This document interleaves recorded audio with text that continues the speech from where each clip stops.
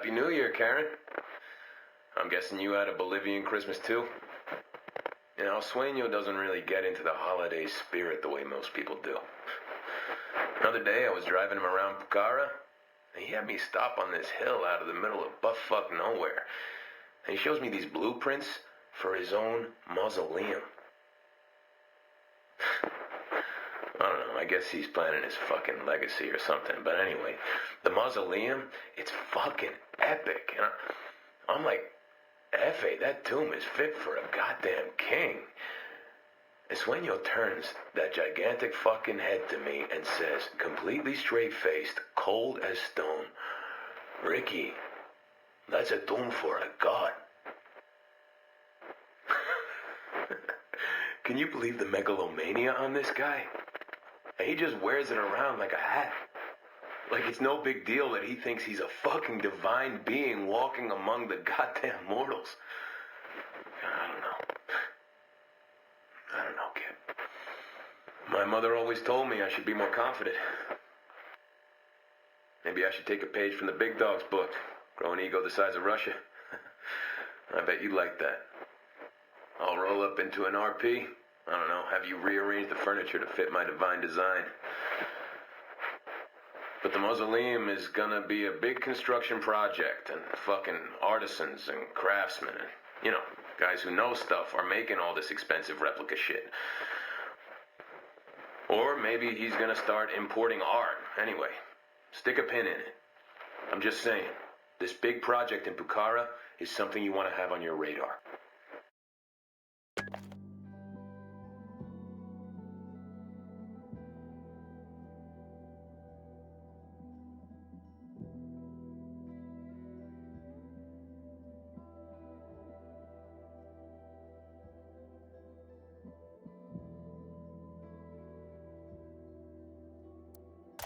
Karen, I went on a pickup to Barvechos and finally met the notorious Nidia Flores.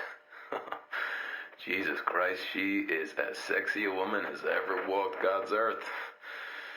She reminded me of my brother's old girlfriend, Marisol, who was like, when I was 16, she was even hotter than any girl I could think up in my teenage hormonal brain. And it's funny though, because to Sueño, this guy, he talks about Nidia like she's some saint in his whole unholy pantheon, right? But Nidia, I don't know if it's because she's afraid or because she really wants to please El Jefe. She's like so afraid of screwing up, she double checks fucking everything. I was just there to pick up some cash, like, you know, payroll for the Sicarios. Nidia, she ran those bills through the counting machines fucking 5 goddamn times. Some of the Sicarios I rode back with, they were gossiping about El Boquita being the father of Nidia's kid, Valeria, which I didn't know. Did you know? I'm not going to tell you all the crude jokes these guys were saying. These cartel gunslingers, they are not gentlemen, know what I mean? Real animals. But Nidia, whew, she must have been the drunkest girl on spring break to let fucking Boquita be her baby daddy. I don't really see that happening any other way.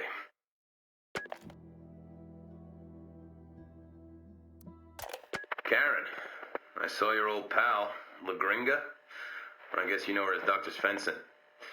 She has come a long way since your NGO went belly up. Now, CIA fronts used to be sexy. Yeah, during the Cold War, the State Department used to send ballet companies into places like Italy and Japan. Places that weren't exactly enemies, but weren't quite allies. Ballet, man, like with ballerinas in those pointy shoes and everything. And if you'd done ballet instead of bringing biochemistry science types to Bolivia, we wouldn't be dealing with all these advances in cocaine technology. La Gringa told El Sueño she'd have a new state-of-the-art coke lab up and running, but I'm thinking she's promised El Jefe more than she can handle. She's about 2 weeks behind schedule, and she is looking stressed out. You know, her hair's all in knots, not bathing and stuff. I mean, she is scared shitless of El Sueño, so my money's on her having something to give him on her deadline. But I also know that you don't have real warm feelings for this chick, so if you want me to make sure she misses that deadline, I am capable of a little bit of sabotage. I'll talk later. And make sure those kids in the activity have their March Madness brackets finished. None of these cartel guys watch college basketball, so I'm gambling with you guys.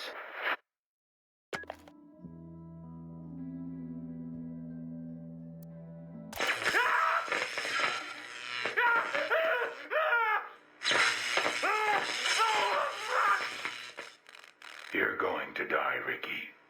Even if Yuri and Polito stop. If they stop giving you pain right at this moment, you'd still die. Yeah, I figured as much. We already know the truth, but I want to know why. Tell me, Ricky. Then I promise I will make the pain go away. All right, Hefe. It's a little too late for my confession to do you any good, so I chalk this up to professional courtesy. It was me. I blew up the embassy in La Paz. You blew up the U.S. Embassy in La Paz? Yeah. And it wasn't some DEA or CIA false flag bullshit. The rebels helped with the op, but it was me. Why bomb your own embassy? I had no choice. My bosses were gonna pull me out of Bolivia. No one gave a shit about what you were doing down here. No one wanted to commit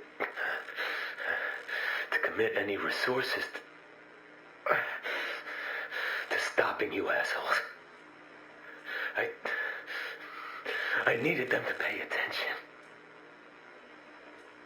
And for that, I needed theater. And people don't pay attention at the theater unless somebody dies.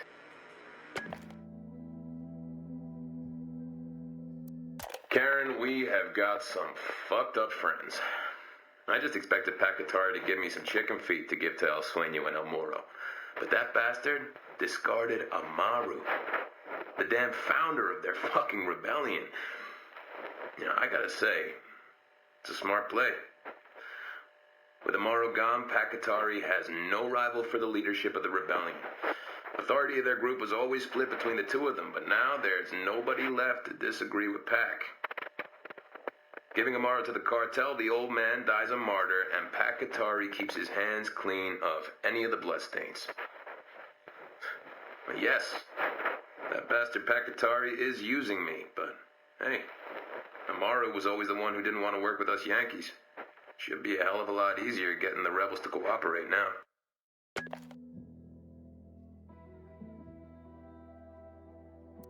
Just checking in, Karen. At an outpost in Benegas, we played host to a squad of Unidad troops who just tussled with some rebels. The rebels have been smart, picking off a couple of troops, making the soldiers chase them a little ways, then picking off a couple more. 2 or 3 rifles can do a lot of damage that way, especially in terrain as rough as this. Those hombres who don't get shot get beat up by the landscape.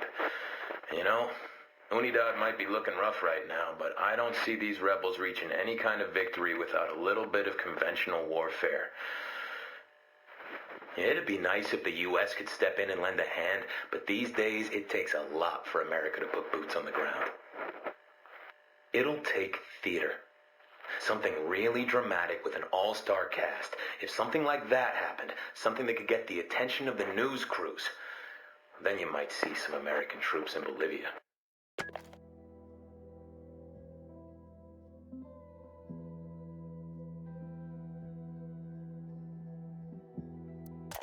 Hey, kid.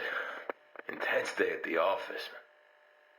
You know, the funny thing about Sueño, you always know where you stand with the son of a bitch. It's like hanging out with the biggest pit bull on earth. You look at him cockeyed, and he might tear your throat out, sure, but sure as shit won't hide his feelings. You know, this morning, I ran security when he was renegotiating production rates with that fucking wombat, El Emisario. So Emisario keeps making excuses about production volume and labor and whatever. Well, Sueño just sat and stared all dead-eyed at this asshole. I swear to God, his fucking eyes were burning holes through the guy's shirt. And then, get this, Sueño pulls the biggest fucking Bowie knife out of his jacket. It was like a sword out of a goddamn Japanese cartoon. And he lays this hunk of pointy metal on the desk real gentle-like. Well, at that point, Emisario would have agreed to anything. Fuck, well, he did agree to everything. And Sueño just picked up his knife, got up and left, not saying a single fucking word. Now, he ain't the friend you introduced to your parents, but you gotta admire the guy. I mean, he must have balls the size of coconuts.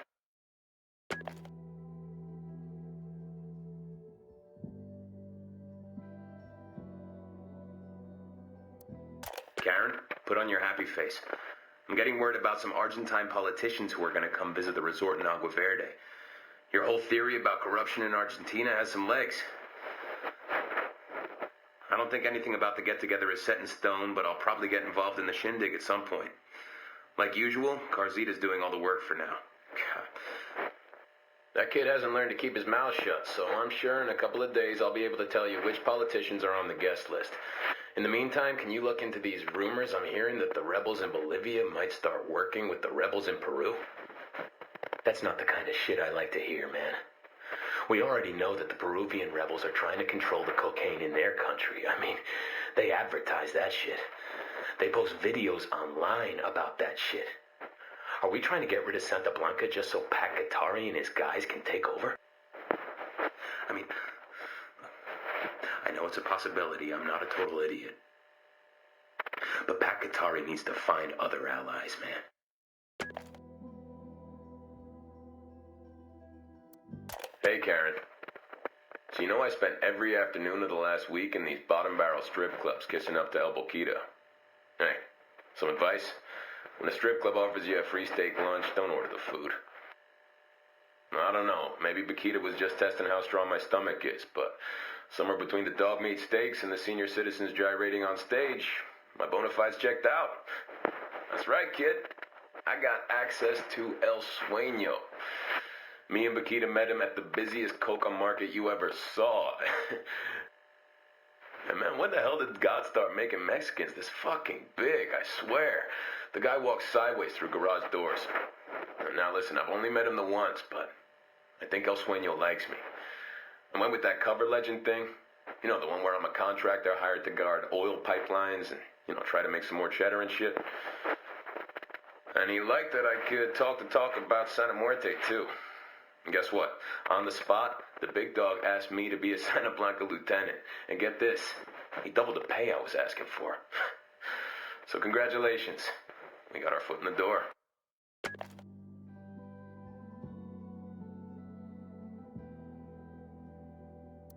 Karen, I got no word on Antonio's stash house or any of his transit points, and I would appreciate it if you would stop asking me to go over to Mojocoyo. Whenever I see that bastard, he makes me do a line with him, and by a line, I mean a pile of coke the size of a fucking French baguette. I'm too lightweight for that shit. I keep this up, I'll be as paranoid and as sweaty as that motherfucker. Antonio hits his wife in front of other people. The guy's basically out of control, but the blow has got him so goddamn paranoid, I don't think we'll ever find his stash house. At least not this way. If they stop cutting our fucking budget and we could get the manpower, then I would say put surveillance on this guy. Electronic, satellite, the whole nine. Antonio is a hard target. Going at him all casual like he's just gonna open up and share his secrets with me? That's a fucking dead end.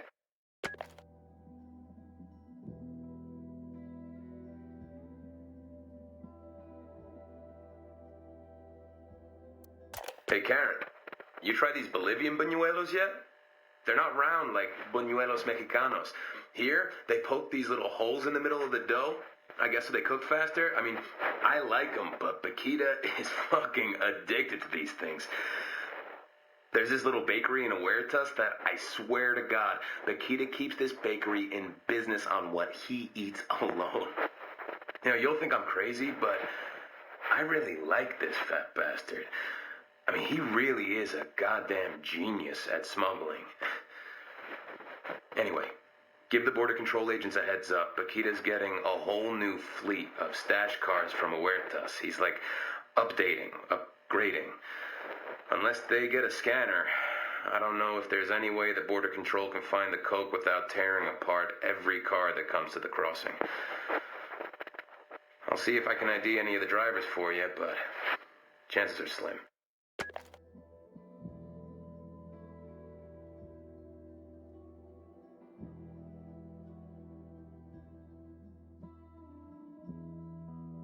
Hey, kid. I got a lead on that air smuggling operation Boyer Boston Reed is running. Me and La Plaga met up with him at one of those cartel cat houses in Kawani. God, that boy had 3 chicas in there with him. You believe that? I mean, what do you do with 3 chicas? I can figure out what you do with 2, but what do you do with the third one? You think they take breaks? Like, one sits in the dugout while the other 2 play? Anyway, Boston was drunk as a skunk, and it was pretty easy to get him talking. Just like you figured, he's setting up temporary airstrips out in the salt flats. He kind of joked around about these guys he has working for him, guys that know the locations of all these airstrips and the times that they get set up. Boston kept talking about some dudes named the Guerrero brothers. Wouldn't really go into them, though. I'll drop you a line when I find out more.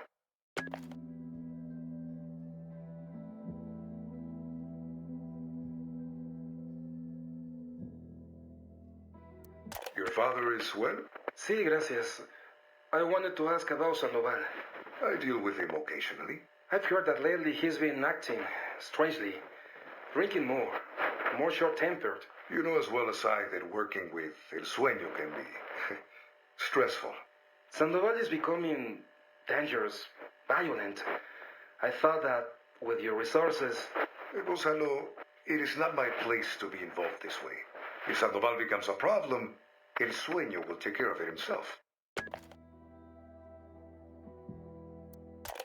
Hey, Karen. We've been moving a lot of blow out of Bolivia lately. I mean, the cartel sent about 5 tons to Sao Paulo last Tuesday. You know, my share? Something like $2 million. I'm getting really fucking rich here. And with our chain of command giving fuck all about my welfare, I have to keep reminding myself why the hell I'm doing this. When I was 16, my brother Pete OD'd on H. Choked to death on his own vomit. It's hard to explain the feeling to a person who doesn't have a big brother. It's like the ground beneath your feet just disappears. You keep falling and falling. I don't like the idea of that shit happening to someone else's kid brother, you know? Talk about motivation, huh? Like a wish on a star for all the good I'm doing. Or harm, really. I mean, myself, Special fucking Agent Sandoval, I am personally responsible for putting tons and tons of cocaine on the street. And nobody bats an eyelash. It's crazy, huh? I mean, imagine if a counterterrorism agent set off a bomb on American soil. Would anyone give a shit then? What keeps you going, Karen? You're not one of those pantsuit career types, so if you believe in fighting the good fight, you better find yourself some real motivation sometime soon. You gotta have some real fuel for this game.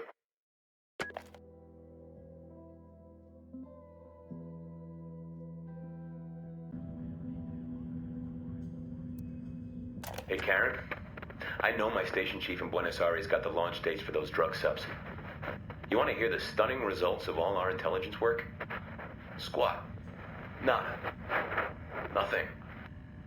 My cartel contact in Florida tells me that the submersibles arrived with no problems except for a couple of dehydrated crewmen.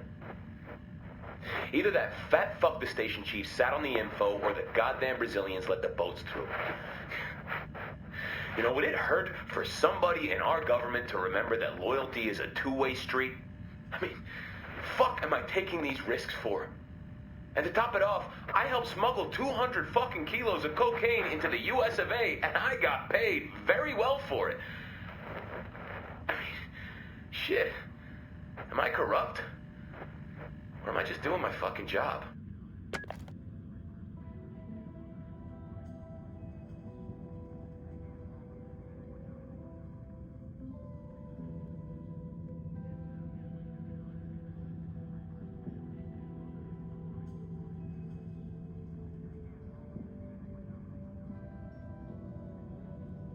The end-user certificate will be good. The officials are in Sueño's pocket. My pocket. Are you shitting me? You want me to put German rifles in the hands of Santa Blanca? No, kid. I want you to put German rifles into my hands, so I can get some credit with Sueño. And what? We track the serial numbers? Why would I do that gun-walking shit the ATF does? Giving the cartel guns does nothing for my problems. But we're not giving guns to the cartel. I'll deliver the shipment to a depot that the rebels know, someplace weak that they can hit. Then the guns that Santa Blanca pays for become the rebels' guns. Now that's a plan I can get behind. I've got 100 rifles in the warehouse of a shell company in Greece. I'll ship them legit to El Alto, but you'll have to figure out how to get the Connex south.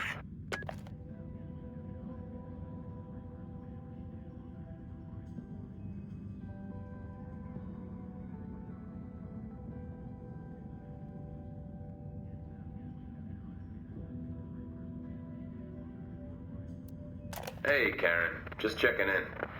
Not much new to tell this week, but that Santa Muerte priest guy, El Cardinal, oh, he's been real agitated lately. Smoking like a chimney, you know what I mean? I don't think he likes that La Santera lady very much. That's more than off his politics. I mean, I do think she's trying to edge her way into his territory a little bit. Like, maybe she's writing more of that Santa Blanca Bible than El Cardinal wants, but honestly, I get the feeling that this guy is really creeped out by La Santera. I don't have to tell you.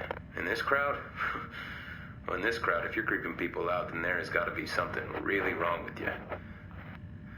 I can look into it if you think I should, but I think it's more to do with the religion stuff, less to do with the drugs.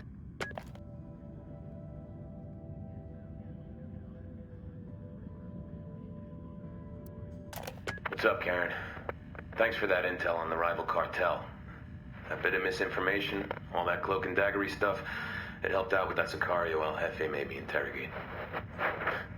And I'd like to say that my afternoon with Yuri and Polito was the first time I'd ever enjoyed hurting a prisoner, but that'd be a lie. And I won't pretend I feel guilty about it, but it's not something I advertise. And I feel like we can be the bad guy just as much as we can be the good guy, you know what I mean? Like these two lovebirds, for all that bad shit they're capable of, they are just as capable of doing good shit. And they've got this reputation as total psychos, which, you know, they probably are, but most of their interrogation methods are textbook, straight out of the manual from the School of the Americas. And the rest of it, all that kinky shit Polito says he got out of some sexy French novel called Story of the Eye. Look, I'm not defending them, I'm not. I'm just saying that they're not creative. And if they're not thinking up wacky pit and pendulum type stuff, and if they are able to be as in love as they are, well, they can't be like pure evil. Yuri and Polito just admit out loud in polite company that they enjoy hurting other people, which just makes them weird and psycho, but not evil, right?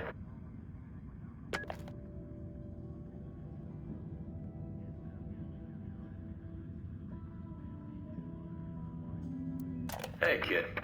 Yesterday was the first time I saw El Way since he burned his fucking face off. You can put to bed any doubts you had that he'd be going back to work.